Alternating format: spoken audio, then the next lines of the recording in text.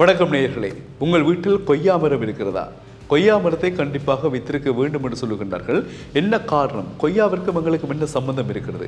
குழந்தைகள் முதல் சிறியவர்கள் பெரியவர்கள் வரை அனைவரும் விரும்பி சாப்பிடுகின்ற பழம் கொய்யா பழம். இந்த கொய்யா பழத்தில் மருத்துவ குணங்கள் நிறைய இருக்கின்றன. அது ஒரு புறம் இருக்க, இந்த கொய்யா மரத்திற்கும் வீனஸ் கிரகத்திற்குமான தொடர்பு பற்றி இப்பொழுது புதிய ஒரு தகவல் வந்திருக்கின்றது.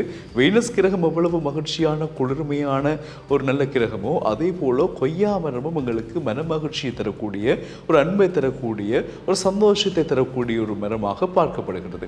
இந்த கொய்யா மரம் வீட்டில் இருப்பது வீட்டில் உள்ள அனைவரது மகிழ்ச்சிக்கும் ஒரு காரணமாக அமைகிறது என்று சொல்லுகின்றார்கள். அது மட்டும் இல்லாமல் கொய்யா பழத்தை நாங்கள் எவ்வளவு விரும்பி சாப்பிடுகிறோமோ அது அவ்வளவு மருத்துவ குணங்களும் எங்களுக்கு சிறந்த ஆரோக்கியமானவர்களாக நாங்கள் இருக்கவும் காரணமாக அமைகிறது. பொதுவாக இந்த கொய்யா மரத்தை வீட்டில் எந்த திசையில் வைக்கலாம் என்பது அடுத்த கட்ட பிரச்சனை. பொதுவாகவே நாங்கள் வீட்டில் கொய்யா மரத்தை கிழக்கு திசை அல்லது வடகிழக்கு திசை நோக்கி வைத்தல் வீட்டில் இருக்கக்கூடிய எல்லோருக்கும் மகிழ்ச்சியையும் ஆரோக்கியத்தையும் தரும் என்று சொல்லுகின்றார்கள். நாங்கள் வைக்கின்ற பல மரங்களாக இருக்கலாம் அல்லது குரோடன்ஸாக இருக்கலாம், சரியான வாஸ்து சாஸ்திரம் முறைப்படி வைத்தால் அதற்குரிய பலன்களை நாங்கள் 100% பெற்றுக்கொள்ளலாம் என்பதும் உண்மை. பொதுவாகவே இந்த கொய்யா மரத்தை வீட்டில் நாங்கள் எல்லா இடமும் வைக்கக்கூடாது. கிழக்கு திசை அல்லது வடகிழக்கு திசை.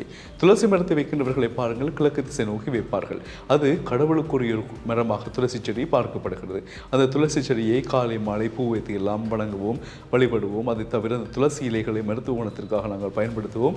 அந்த வளர்க்கப்படுகின்ற மருத்துவ குணம் கொண்ட துளசி செடியிலிருந்து தேவையில்லாமல் நாங்கள் ஒவ்வொரு இலைகளையும் நாங்கள் பிடுங்க மாட்டோம். இவ்வளவு பத்திரமாக நாங்கள் அந்த துளசியை வைத்து வழிபடுவோம். ஏன்? துளசியில் மகாலட்சுமியினுடைய மகா விஷ்ணுவினுடைய வாசம் இருப்பதாக நம்பிக்கை உண்டு இருக்கிறது. அதே போல கொய்யா மரத்திலும் நாங்கள் பலவிதமான மருத்துவ குணங்கள், பொதுவாக அந்த சுகர் போன்ற நோய் இருப்பவர்கள், அதே போல சுவாசிப்பதில் சிரமம் இருக்கின்றவர்கள் இந்த கொய்யா பழத்தை சாப்பிடுவார்கள், கொய்யா இலையை சாப்பிடுவார்கள் என்றால் அதெல்லாம் சுகரை குறைக்கக்கூடிய மருத்துவ குணம் கொண்டதாக சொல்லப்படுகிறது. எனவே இனியாவது நாங்கள் வீடுகளில் இந்த கொய்யா மரத்தை நாங்கள் நட்டு வைப்போம். கிழக்கு திசையில் அல்லது வடகிழக்கு திசையில் நாட்டி அதனுடைய பழங்களை நாங்கள் சுவைத்து ஆரோக்கியமாகவும் மனமகிழ்ச்சியாகவும் சந்தோஷமாகவும் இருப்போம். ஏனென்றால் எங்களுடைய மகிழ்ச்சியை தீர்மானிக்கின்ற ஒரு முக்கிய மரமாக இந்த கொய்யா மரம் காணப்படுகிறது. அதிகமாக எங்களுடைய முன்னோர்களை பாருங்கள், வீட்டிலேயே கொய்யா மரம் இருக்கும், நெல்லி மரம் இருக்கும், மாமரம் இருக்கும், துளசி இருக்கும், பல வகையான பயன் தரும் மரங்கள் எல்லாம் பல மரங்கள் எல்லாம் நாட்டி வைத்திருப்பார்கள். அப்பொழுது அந்த வீடுகளில் சிறுவர்கள் குழந்தைகளுடைய சத்தம் மன மகிழ்ச்சியாக இருக்கும், ஒரு சந்தோஷம் இருக்கும், அன்பு இருக்குமே. அந்த பழத்தை பிடுங்குவதற்காக, இந்த பழத்தை பிடுங்கி உண்பதற்காக எல்லாம் கூட்டமாக இருப்பார்கள். இப்பொழுதெல்லாம் வீடுகளில் பாருங்கள், முற்றங்கள் எல்லாம் மாவுள் பதித்து மதில் எல்லாம் கட்டி எல்லாம் தராசு எல்லாம் பதிச்சு ஒரு மரங்களும் முற்றத்தில் இல்லை. அதனால் வீட்டு முற்றங்களுக்கு யாரும் வருவதும் இல்லை. வீட்டில் இருக்கின்றவர்கள் கூட முற்றத்தில் வந்திருப்பதில்லை. ஏன்? உள்ளுக்கே இருப்பார்கள்.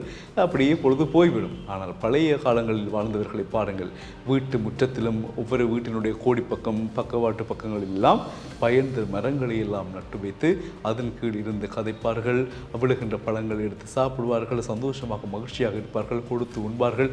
எல்லா வீட்டு குழந்தைகளும் ஒரு முற்றத்தில் கூடியிருந்து விளையாடுவார்கள். அந்த சந்தோஷம் இப்படியான மரங்களினால் உண்டானது. எனவே மரங்களினுடைய முக்கியத்துவம் நிழல் மட்டுமல்ல, ஒரு மனிதனுடைய சந்தோஷத்திற்கும் மகிழ்ச்சிக்கும் காரணமாக இருக்கிறது, மருத்துவ குணங்களை கொண்டிருக்கிறது. இவ்வாறான மரங்களை கண்மூடித்தனமாக நாங்கள் வெட்டுவதன் மூலமாக மனிதனுடைய மகிழ்ச்சியை நாங்கள் வேருடன் புடுங்கி எறிகிறோம். இனிமேலாவது அப்படி இல்லாமல் எங்கள் வீட்டு முற்றத்தில் ஏதாவது ஒரு பயன் தரும் மரம் ஒன்றை நாங்கள் நாட்டுவோம், பயனை பெறுவோம், மகிழ்ச்சியாக இருப்போம். குறிப்பாக கொய்யா மரத்தை நாங்கள் கிழக்கு திசையில் நாட்டுவோம், அதன் மூலமாக பயனை பெறுவோம். துளசி செடியை நாட்டுவோம், மாமரத்தை நடுவோம். நெல்லிக்கனி, அவ்வைக்கு அதிகமான கொடுத்தொரு நெல்லிக்கனி ஆயுளுக்கும் பிரயோசனமானது. ஏன்? எங்களுடைய ஆயுள் அதிகரிப்பதற்கு நெல்லிக்கனி மிகவும் முக்கியமானது. பல வகையான நோய்களை குணப்படுத்துகிறது. ஒவ்வொரு வீட்டிலும் பார்த்தீங்கன்னா நெல்லி மரம் இருக்கும், கட்டாயம் கொய்யா மரம் இருக்கும், மாமரம் இருக்கும், மாதுளம்பழம் இருக்கும். இன்று யாருடைய வீட்டில் இந்த பழங்கள் தரக்கூடிய மரங்கள் இருக்கின்றன? சிந்தித்து பாருங்கள். பெரும்பாலும் இல்லை. இந்த நிலையை மாற வேண்டும். மீண்டும் நாங்கள் மனிதர்களாக மகிழ்ச்சியாக வாழ வேண்டும். இந்த தகவலை பரிமாறி இருக்கின்றோம். பிடித்திருந்தால் கருத்துக்களை பதிவிடுங்கள். மீண்டும் சந்திப்போம் உறவுகளே.